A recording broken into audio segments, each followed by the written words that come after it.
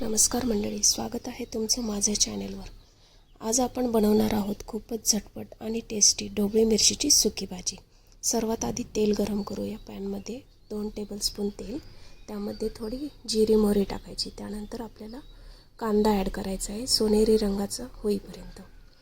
आता त्यामध्ये आपल्याला टोमॅटो टाकायचा आहे, मऊ होईपर्यंत शिजवायचा आहे।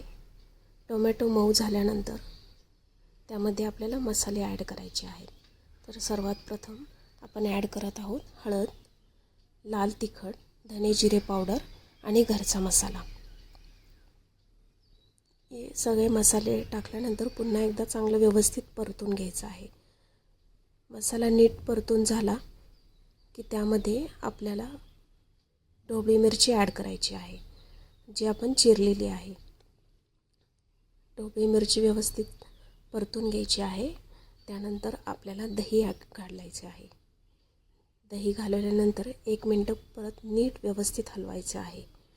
दही घातल्यामुळे भाजीला अप्रतिम टेस्ट आणि थोडीशी मलाईदार टेक्स्चर मिळते। त्यानंतर मीठ ॲड करून आपल्याला झाकण लावायचं आहे।